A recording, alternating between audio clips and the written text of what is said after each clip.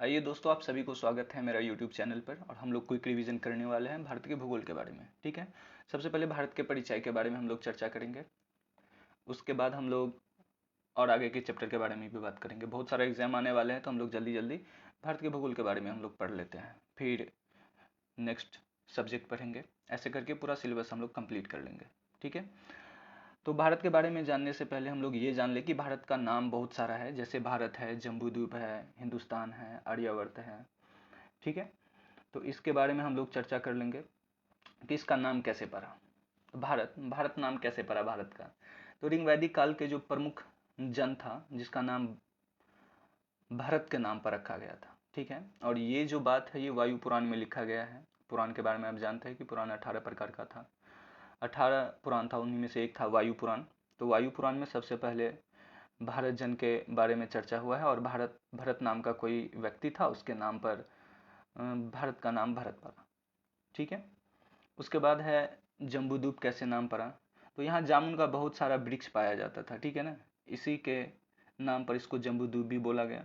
और हिंदुस्तान नाम कैसे पड़ा। तो हिंदुस्तान फारस के लोगों द्वारा सिंधु नदी के आसपास के क्षेत्रों को हिंदुस्तान कहा गया। तो ये बात भी ध्यान में रखने वाला है कि हिंदुस्तान जो है ये हम लोग नहीं रखे, ये फारस के जो लोग आए हैं इंडिया, तो ये सिंधु नदी के आसपास वाले क्षेत्र को हिंदुस्तान कहा। उसके बाद है आर्यावर्त। आर्यावर्त यहाँ आर्य लोगों का निवास स्थान माना जाता है, इसीलिए इसको आर्यावर्त कहा जाता है। आर्य लोग कैसे आए इंडिया में हम लोग आगे चर्चा करेंगे इसके बारे में जब हिस्ट्री पढ़ेंगे। तो अभी हम लोग बात करते हैं इसी के बारे में, ज्योग्राफी के बारे में। उसके बाद इंडिया है, इंडिया नाम कैसे पड़ा। तो ये ग्रीक लोगों के द्वारा सिंधु नदी, जिसे इंडस रिवर के नाम से जाना जाता है, तो इंडस रिवर के नाम से इसका नाम इंडिया पड़ा। अब देख सकते हैं कि इनमें एक भारत छोड़कर हम लोगों द्वारा कोई नाम नहीं रखा गया। एक भारत था, जामुन का बहुत सारा वृक्ष था, इसीलिए इसका नाम जम्बूद्वीप पड़ गया। हिंदुस्तान हम लोग नाम नहीं रखे थे। आर्यावर्त जो आर्य लोग आए हुए थे बाहर से, वो इसे आर्यावर्त कहा था भारत को। और इंडिया भी हम लोग नहीं कही, तो ये ग्रीक लोग सब कहा था इंडिया। ठीक है, अब आगे हम लोग चर्चा करेंगे भारत का जो है भौगोलिक स्थिति। भौगोलिक स्थिति क्या है। तो भारत जो है, यहाँ देखिएगा, इस पार्ट को देखिएगा। ठीक है, भारत जो है उत्तर और पूर्वी गोलार्ध में है। मतलब यहाँ पर है, ये उत्तर देख लीजिए और ये पूर्वी देख लीजिए। अगर ग्लोब देखते हैं तो यहाँ पर हम लोग हैं, इंडिया यहाँ पर है। ठीक है, ये इंडिया यहाँ पर है। ठीक है, तो इसके बारे में हम लोग चर्चा करेंगे कि ये देख लीजिए। पहले तो देख लेते हैं इसका अक्षांशीय विस्तार कितना है भारत का। तो अक्षांश पता है कि अक्षांश ऐसे ऐसे करके जाता है हमारे ग्लोब पर। ठीक है, तो अक्षांशीय विस्तार कितना है। तो अक्षांशीय विस्तार कहाँ से स्टार्ट होगा, तो यहाँ से स्टार्ट होगा। 8 डिग्री 4 मिनट से लेकर 37 डिग्री 6 मिनट तक है। ठीक है, उसके बाद देशांतरीय विस्तार देख लेंगे हम लोग। देशांतरीय विस्तार कितना है।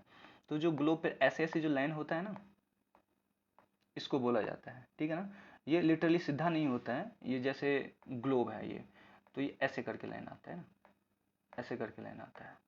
तो ये हो जाता है क्या, देशांतर। और इसका विस्तार देखेंगे तो इसका विस्तार यहाँ से होगा। कहाँ से, घोरमोती से लेकर जो 68 डिग्री 6 मिनट से लेकर और 97 डिग्री 25 मिनट तक है। अब इसमें एक बात और याद रखने वाला है, वो बात क्या है। तो ये बात ये है कि भारत का जो मेन लैंड है, जैसे ये पूरा मेन लैंड है ना भारत।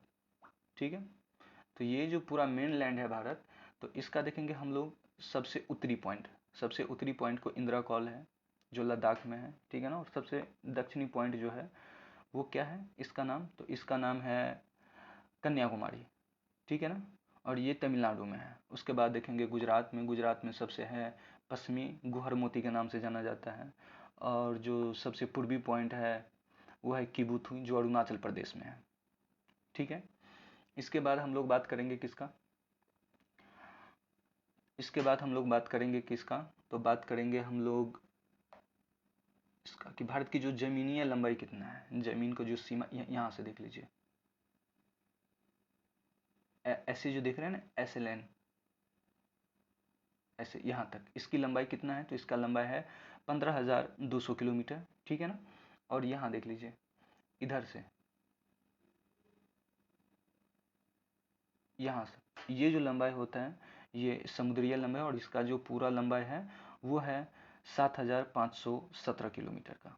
ठीक है, जिसमें ये वाला कोस्ट लाइन भी इंक्लूड है भाई। क्योंकि भारत का ही तो ये भी भाग है ना, अंडमान निकोबार वाला द्वीप समूह। ठीक है, तो इस बात का हम लोग ध्यान रखेंगे। आगे बात करेंगे हम लोग कि भारत का जो ये सबसे पश्चिम और पूरब के बीच जो डिस्टेंस है वो कितना है, तो इस बात का याद रखेंगे।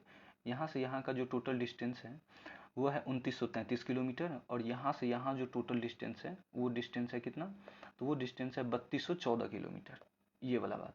ठीक है, तो ये बात भी याद रखने लायक हो गया। उसके बाद है क्या, यहाँ पर कुछ बात लिखा हुआ है। बात क्या लिखा हुआ है कि मुख्य भूमि की तटरेखा, ये तो हम लोग देखे कि 7517 किलोमीटर की जो लंबाई था, इसमें तो अंडमान निकोबार द्वीप समूह का भी समुद्री सीमा था। लेकिन ये जो मुख्य भूमि है, सिर्फ मुख्य भूमि, इसका बात करेंगे हम, तो ये जो है टोटल 6200 किलोमीटर है। ठीक है ना, और इसमें ऐड कर दीजिएगा ये अंडमान निकोबार वाला, तब ये 7517 किलोमीटर होता है। ठीक है, ये बात हम लोग देख लेते हैं कि भारत की जो मुख्य दक्षिणतम बिंदु है वो कन्याकुमारी है। ठीक है, ये बात हो गया था। अब हम लोग बात करेंगे कि भारत का जो क्षेत्रफल का जो विस्तार है इसके बारे में हम लोग बात करेंगे। ठीक है ना, इसमें हम लोग क्या बात करेंगे कि भारत का जो भौगोलिक क्षेत्र है, इसे देख रहे हैं ना, इसे भारत का जो भौगोलिक क्षेत्र है, एक सेकेंड,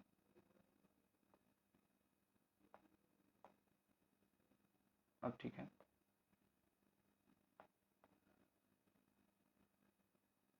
ठीक है।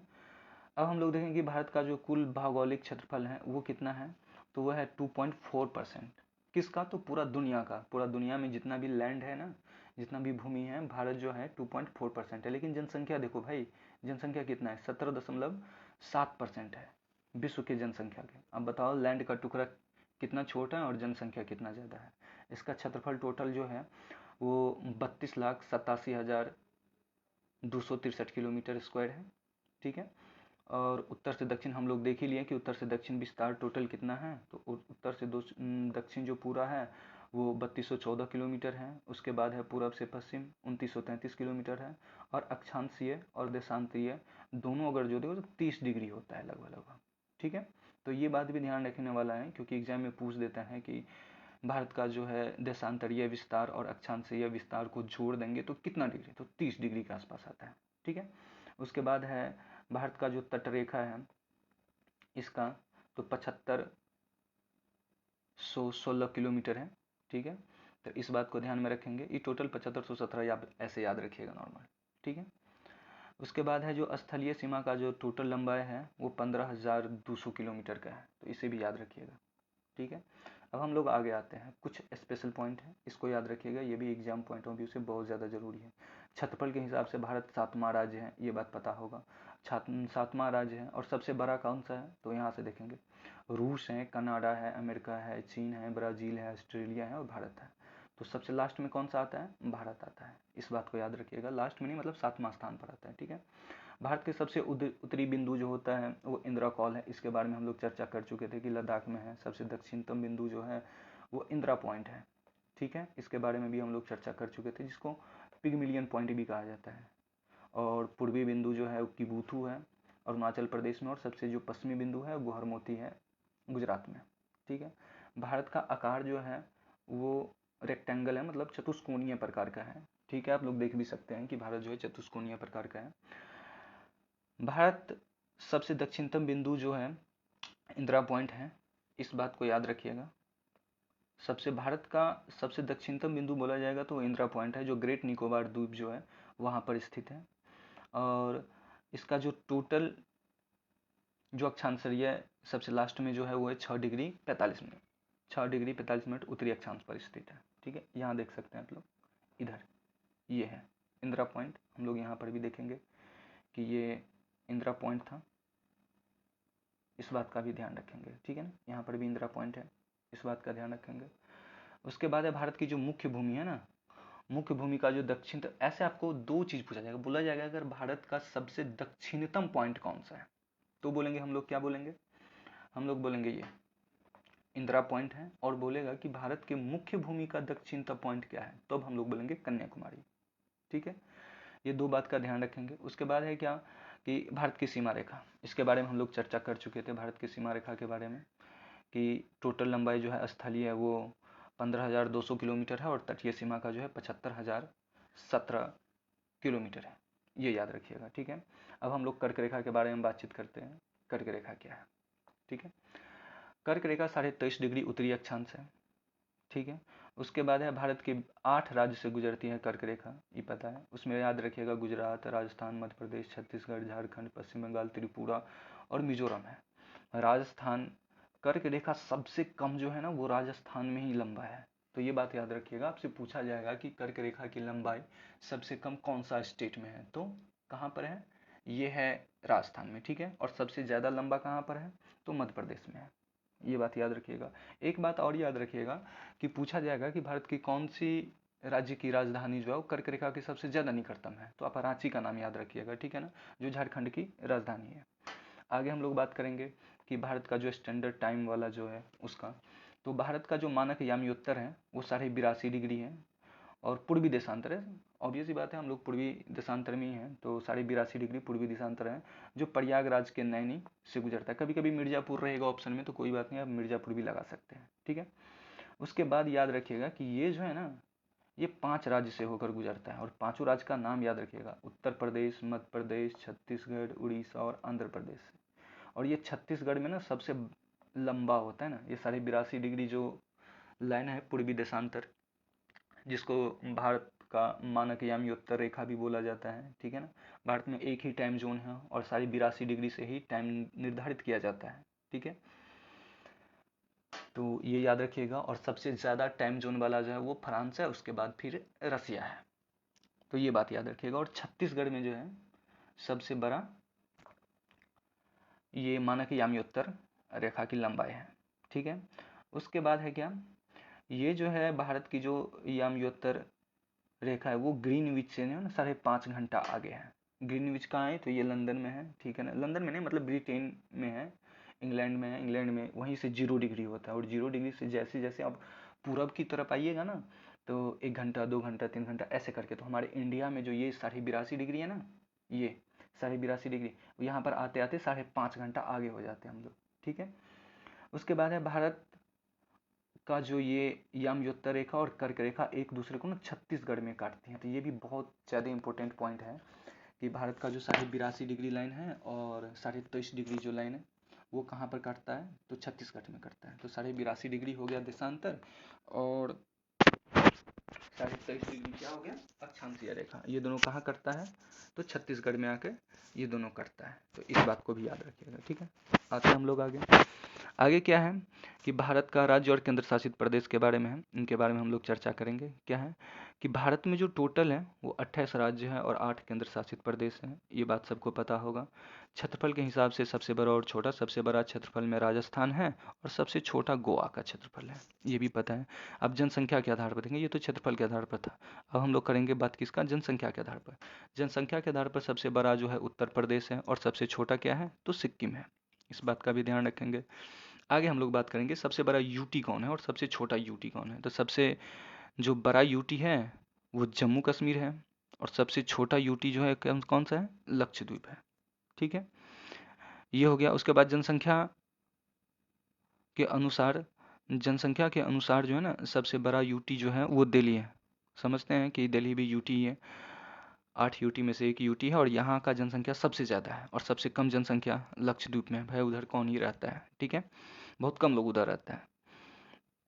उसके बाद है कि क्षेत्रफल की दृष्टि से जो 5 सबसे बड़े राज्य है उसके बारे में हम बात करेंगे। क्षेत्रफल में सबसे बड़ा जो है उसके बारे में राजस्थान है, मध्य प्रदेश है, महाराष्ट्र है, उत्तर प्रदेश है, गुजरात है। ठीक है, उसके बाद हम लोग बात करेंगे जनसंख्या की दृष्टि पर। जनसंख्या की दृष्टि पर सबसे जो बड़ा राज्य है उत्तर प्रदेश है, महाराष्ट्र है, बिहार है, पश्चिम बंगाल है और मध्य प्रदेश है। तो हम लोग को याद रखने वाला इस बात को याद रखिएगा कि बिहार जो है तीसरा स्थान पर है जनसंख्या के नंबर पर।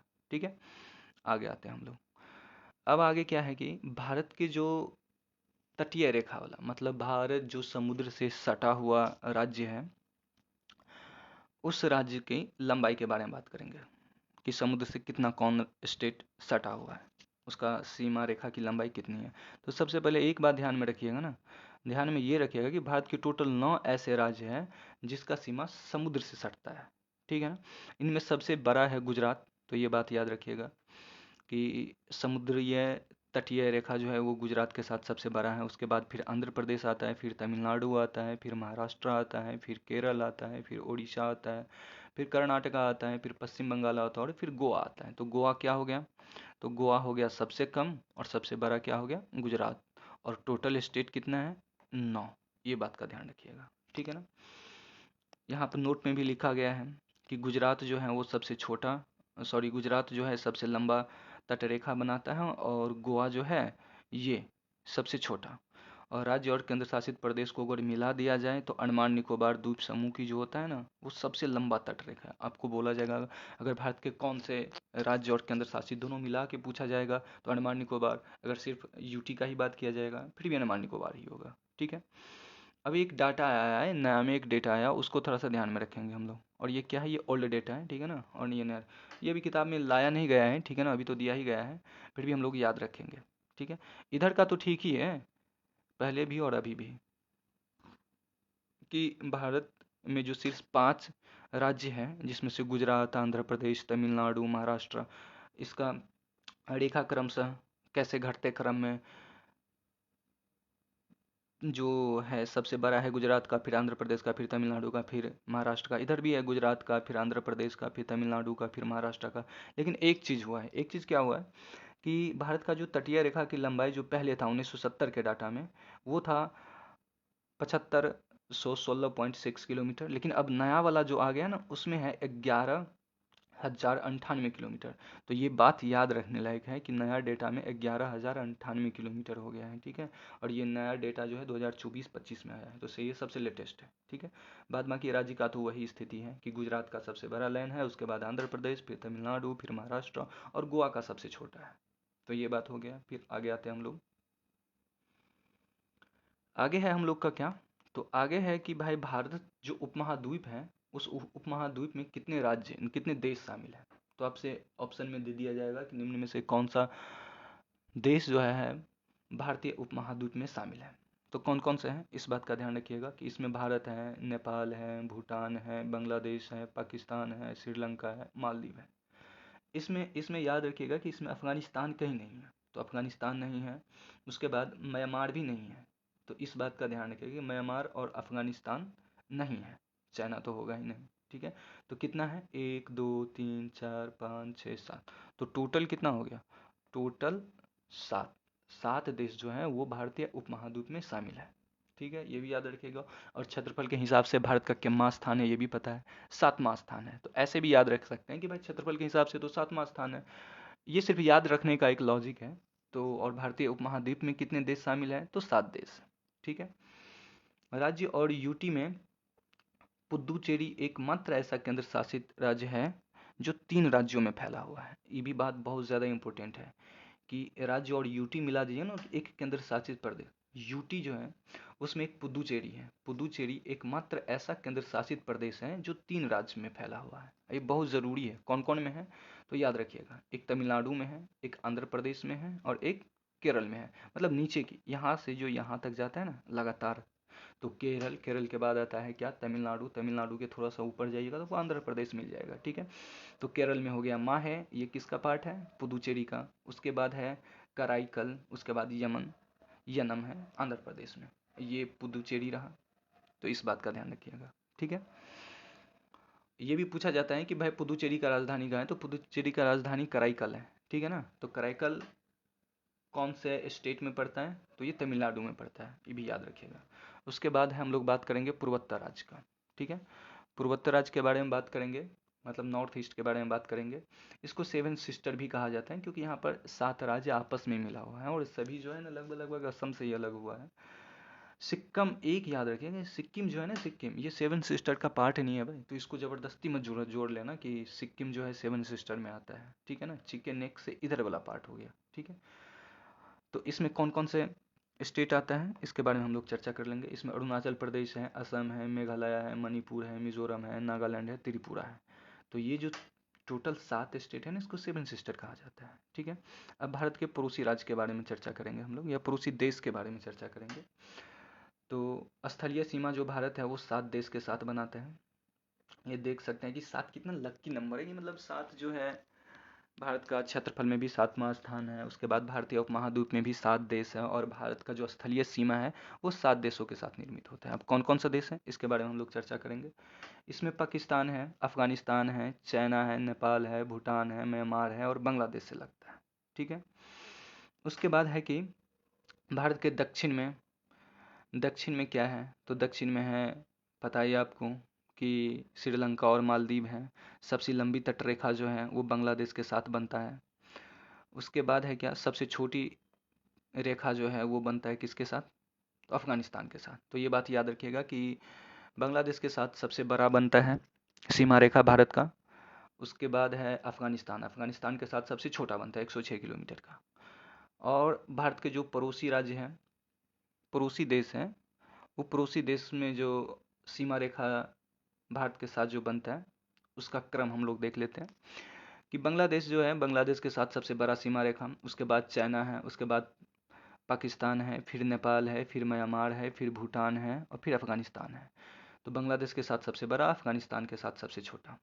ऐसे याद रखिएगा ना घटते क्रम में, तो ठीक रहेगा कि बांग्लादेश, चाइना, अफगानिस्तान, नेपाल, म्यांमार, भूटान, अफगानिस्तान।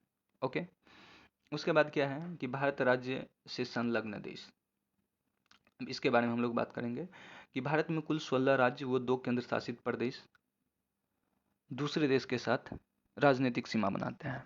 तो ये बात क्या हो गया कि भारत में टोटल 16 राज्य जो है और टोटल 2 केंद्र शासित प्रदेश, मतलब टोटल मिला के 16, 17, 18। ये 18 जो राज्य है ना, ये दूसरे देश के साथ राजनीतिक सीमा बनाते हैं। ठीक है। अब हम लोग एक एक करके बात करेंगे हर एक के बारे में। ठीक है। तो हम लोग बात करते हैं सबसे पहले अरुणाचल प्रदेश के बारे में। तो अरुणाचल प्रदेश किसके साथ बनाता है, तो अरुणाचल प्रदेश जो बनाता है वो बनाता है भूटान, चाइना और म्यांमार, 3 देश के साथ सीमा बनाता है अरुणाचल प्रदेश। तो इसको याद रखिएगा, बहुत सारा एग्जाम में ये क्वेश्चन ऑब्वियसली पूछा जाता है। हम लोग जो भी चर्चा कर रहे हैं ये बड़ी इंपॉर्टेंट टॉपिक है। ठीक है, इनसे क्वेश्चन आता ही आता है। ठीक है। तो पूछेगा आपको क्या कि अरुणाचल प्रदेश से निम्न में से कौन सा देश का सीमा अरुणाचल प्रदेश से नहीं लगा हुआ है। तो आपको पता रहेगा तब ना भाई कि भूटान भी लगता है, चाइना भी लगता है, म्यांमार भी लगता है। ठीक है। आगे आते हैं, आगे हम लोग बात करेंगे सिक्किम का। ठीक है ना। तो सिक्किम से क्या क्या सटा हुआ है, तो सिक्किम से चाइना, नेपाल और भूटान सटा हुआ है। फिर पश्चिम बंगाल से भी भूटान है, नेपाल है, बांग्लादेश है। ठीक है। उसके बाद है क्या, भारत के पड़ोसी देश के साथ भारतीय राज्यों की सीमा, इधर भी यही था। ठीक है। तो अरुणाचल प्रदेश, सिक्किम और पश्चिम बंगाल हम लोग देख चुके। अब हम लोग बात करेंगे किसका, तो हम लोग बात करेंगे बांग्लादेश का। अब बांग्लादेश के साथ भारत का कितना राज्य सटा हुआ है। ठीक है। तो इसमें हम लोग बात करते हैं, टोटल 5 हैं, जिसमें एक त्रिपुरा है, मिजोरम है, मेघालय है, असम है, पश्चिम बंगाल है। तो इनको याद रखिएगा। ठीक है ना। मिजोरम, त्रिपुरा, मेघालय, असम, पश्चिम बंगाल। बांग्लादेश के साथ 5, नेपाल के साथ 5, चाइना के साथ 5। ठीक है। इन सभी के साथ 5 है।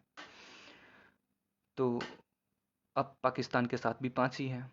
तो मैक्सिमम केस में 5 याद रखिएगा। ठीक है ना। तो हम लोग बात करते हैं किसका, नेपाल का। नेपाल के साथ कौन कौन सा है, तो नेपाल के साथ जो है सटा हुआ वो उत्तराखंड है, सिक्किम है, पश्चिम बंगाल है, यूपी है और बिहार है। उसके बाद हम लोग चर्चा करेंगे किसका, चाइना के साथ। चाइना के साथ भी 5 स्टेट सटा हुआ है, जिसमें लद्दाख है, अरुणाचल प्रदेश है, सिक्किम है, उत्तराखंड है, हिमाचल प्रदेश है। ठीक है। इसमें जम्मू कश्मीर लगा के मत आ जाना भाई, जम्मू कश्मीर नहीं सटा हुआ है। ठीक है। आगे हम लोग बात करेंगे किसका, पाकिस्तान का। पाकिस्तान के साथ 5 स्टेट सटा हुआ है भारत का, जिसमें लद्दाख भी है, जम्मू कश्मीर भी है, पंजाब भी है, राजस्थान भी है, गुजरात भी है। ठीक है। उसके बाद हम लोग करेंगे भूटान का बात। भूटान से जो सटा हुआ है वो अरुणाचल प्रदेश है, असम है, पश्चिम बंगाल है और सिक्किम है। अब 4 4 ही रहेगा, इसके साथ भी 4 और म्यांमार के साथ भी 4 ही रहेगा। म्यांमार के साथ कौन सा है, अरुणाचल प्रदेश है, नागालैंड है, मणिपुर है, मिजोरम है। ठीक है। और ये ऐसे याद भी रख सकते हैं कि भाई उत्तर से दक्षिण की तरफ, तो सबसे पहले अरुणाचल प्रदेश, फिर नागालैंड, फिर मणिपुर, फिर मिजोरम। ओके। अब आते हैं हम लोग आगे। ये जो है सबसे पूर्वी राज्य का उत्तर से दक्षिण की क्रम, कभी कभी क्रम पूछ लिया जाता है। ठीक है ना। तो ये याद रखिएगा, ये एक ट्रिक है कि अरुणा मामी ये करके हैं। ठीक है। तो ये याद रखने वाला है, आप याद रख सकते हैं। इसमें सबसे पूर्वी राज्यों का उत्तर से दक्षिण की तरफ का। ठीक है, अब उत्तर से दक्षिण तरफ से पहले अरुणाचल प्रदेश आता है, फिर नागालैंड आता है, फिर मणिपुर आता है, फिर मिजोरम आता है। आगे हम लोग बात करेंगे किसका, भारत का जो रेखा बनाता है उसका नाम दिया गया था, क्योंकि ये जो सीमा रेखा है ये अंग्रेज द्वारा तय किया गया था, तो उन्हीं अंग्रेज के नाम पर ही इसका इन सभी का नाम पड़ा हुआ है। तो उन्हीं सब का नाम हम देखेंगे। शुरू का जो लाइन है वो रेड क्लिफ है। रेड क्लिफ लाइन जो है ना भारत और पाकिस्तान के बीच है। ये भारत और बांग्लादेश, जो बांग्लादेश 1971-72 के आसपास जो आज़ाद हुआ था, भारत ही आज़ाद करवाया था, उस समय इंदिरा गांधी जी थे। तो उस समय भी भारत और पाकिस्तान के साथ भी और भारत और बांग्लादेश के साथ, जिस समय वो पूर्वी पाकिस्तान कहलाता था बांग्लादेश, तो उस समय रेड क्लिफ जो है ना रेखा दोनों जगह था, भारत और बांग्लादेश के बीच और भारत और पाकिस्तान के बीच। उसके बाद 1947 में सीमा आयोग के अध्यक्ष सीरिस रेड क्लिफ के नाम पर ही नाम 1947 में इसका नाम रेड क्लिफ रखा गया। एक भाई साहब था, सीमा आयोग जो सीमा निर्धारण करता था उसके लिए एक आयोग का स्थापना किया गया था और उसका अध्यक्ष था सिरिल रेड क्लिफ। तो रेड क्लिफ के नाम पे ही इसका नाम रखा गया था। ठीक है, उसके बाद एमसी लाइन के बारे में बात कर लेते हैं हम लोग। ठीक है ना, इसका पूरा नाम मैकमोहन रेखा है। ठीक है, ये भारत और चीन के बीच है। 3 जुलाई 1914 को हेनरी मैकमोहन द्वारा शिमला में एक समझौता हुआ था, जिसमें भारत और चीन, उस भाई साहब का जो नाम था हेनरी मैकमोहन था, और इसी के द्वारा 3 जुलाई 1914 को भारत और इसके बीच जो है एक चाइना के बीच एक सीमा रेखा तय किया गया था, जिसको मैकमोहन रेखा कहा गया। ठीक है, और ये मेनली जो है ना चीन के तिब्बत और भारत के अरुणाचल प्रदेश तक ही था, ये पूरा रेखा नहीं था, पूरा रेखा नहीं था। ये तिब्बत और अरुणाचल प्रदेश वाला जो बीच रेखा है ना, उसी को मैकमोहन रेखा के नाम से जाना जाता है। तो इधर मत आ जाइएगा कि इधर फिर हो गया उत्तराखंड या लद्दाख, इधर के रेखा को नहीं बोला जाता है मैकमोहन रेखा। अरुणाचल प्रदेश वाला जो तिब्बत से अलग करते हैं उसी को बोला जाता है मैकमोहन रेखा। अब हम लोग डूरंड रेखा की बात करते हैं। ठीक है, डूरंड रेखा के बारे में हम लोग क्या बात करेंगे, तो डूरंड रेखा 1993 में स्थापित हुआ था। ये भारत अफगानिस्तान के बीच है। वर्तमान में यह भारत और पाकिस्तान और अफगानिस्तान के बीच है, क्योंकि अब सीमा तो बहुत कम ही लगता है, 106 किलोमीटर लगता है, वो भी किसके साथ, तो लद्दाख के साथ। ठीक है, अब जो है भारत और चाइना के बीच जो लाइन है उसको बोला जाता है LAC, line of actual control. ठीक है, और जो पाकिस्तान के साथ है उसको बोला जाता है LOC, लाइन ऑफ कंट्रोल। ठीक है, उसके बाद एक जीरो लाइन होता है, इसके बारे में हम लोग ध्यान रखेंगे कि जीरो लाइन क्या होता है। तो भारत और बांग्लादेश के बीच जो त्रिपुरा, त्रिपुरा आपको पता है कि भारत का एक स्टेट है नॉर्थ ईस्ट का, और ये 7 सिस्टर का पार्ट है। त्रिपुरा नाम से मतलब ये बांग्लादेश से 3 तरफ से घिरा हुआ है त्रिपुरा। ठीक है ना, तो भारत और बांग्लादेश के बीच, भारत में जो त्रिपुरा है उसके बीच जो बांग्लादेश के साथ जो सीमा रेखा है उसको जीरो लाइन बोला जाता है। तो आपको याद रखना है ये कि जीरो लाइन जो है भारत के किस स्टेट के साथ है।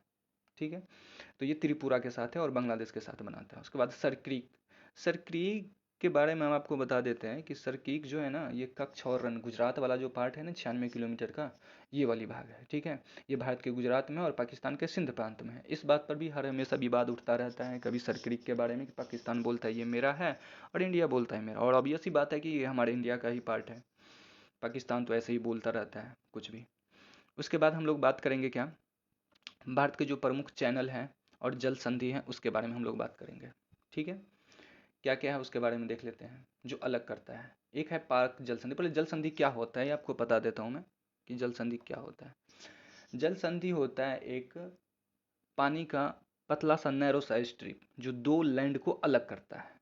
ठीक है, तो एक पाक जल संधि है। पाक जल संधि ये भारत और श्रीलंका के बीच में, भारत और श्रीलंका को अलग करता है। ठीक है, यही जल संधि होता है कि मतलब है दो मेन लैंड को अगर कोई पानी का छोटा सा नैरो स्ट्रिप अलग कर रहा है ना तो वो जल संधि होता है, उसको चैनल भी बोला जाता है। ठीक है, दोनों सेम ही होता है। तो भारत और श्रीलंका को जो अलग करता है वो पाक जल संधि है।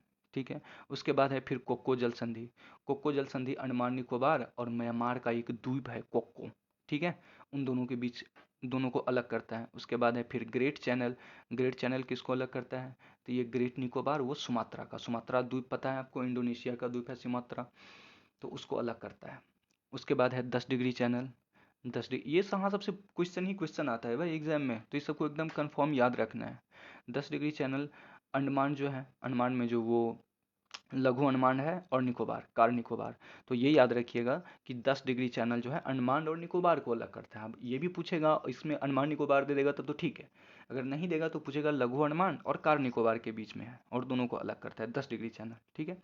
ये फिर 8 डिग्री चैनल, और 8 डिग्री चैनल किसको अलग करता है, तो मालदीव और मिनिकॉय को। मिनिकॉय लक्षद्वीप का पार्ट है, पता है आपको, और मालदीव जो हमारे पड़ोसी देश हैं, उन दोनों को अलग करते हैं 8 डिग्री चैनल। फिर 9 डिग्री चैनल के बाद में बात करेंगे हम लोग। 9 डिग्री जो है मिनिकॉय और शेष लक्षद्वीप को अलग करते हैं। मिनिकॉय भी लक्षद्वीप का ही पार्ट है, ठीक है। तो मिनिकॉय को और जो लक्षद्वीप का जो बाकी का आइलैंड है उनको अलग करता है 9 डिग्री चैनल, ठीक है। अब हम लोग आगे बात करेंगे किसका, समुद्री सीमा का निर्धारण, कि किसी भी समुद्री सीमा का निर्धारण कैसे होता है, कि भाई पानी में कितना क्षेत्र मेरा है।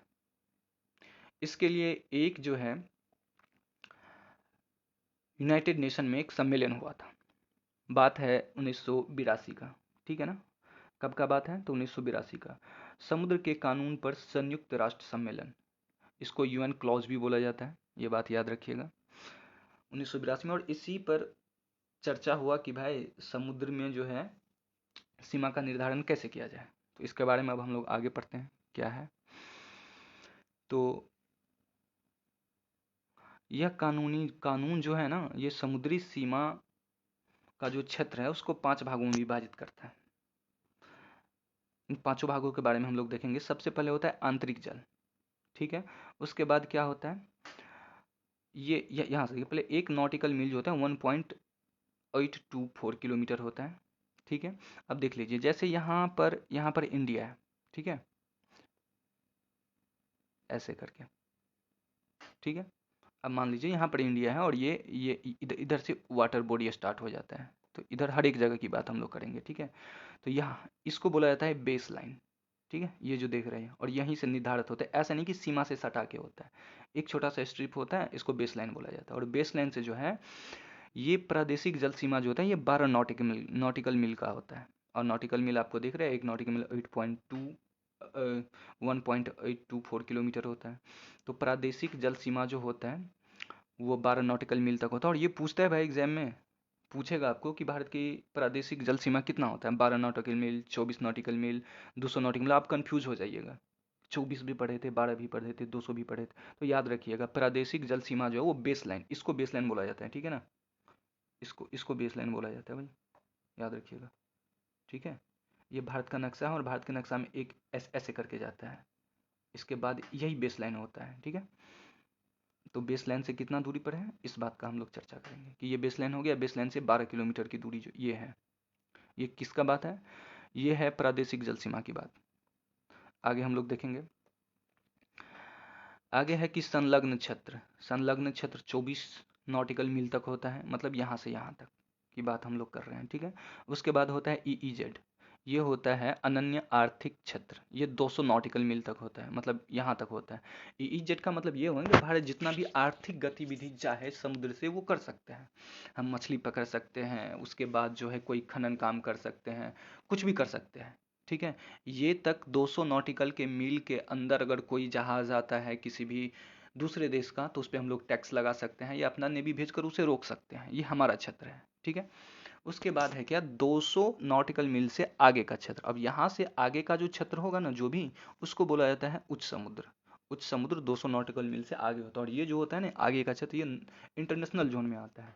तो मैक्सिमम जहाज दूसरे देश से तीसरे देश जो जाता है ना सामान लेकर, जो पानी वाला जहाज होता है वो इसी का यूज़ करता है। ये उच्च मतलब हाई हाई सी का मतलब उच्च समुद्र का यूज करता है, जो 200 नॉटिकल मील से। अब क्योंकि इसमें कोई रोक ठोक करने वाला है नहीं, अपना जिसको जाना है जाइए, जिसको आना है आइए, ठीक है। तो यहाँ तक हो गया क्लियर। अब हम लोग आगे देखेंगे, नेक्स्ट चैप्टर जो है हमारा ये क्या है, तो ये है फिजिकल रीजन, मतलब भौतिक प्रदेश के बारे में, और ये लोग हम लोग करेंगे नेक्स्ट चैप्टर में बात हम लोग। आज तक अभी के लिए इतना ही रहने देते हैं। Thank you for watching.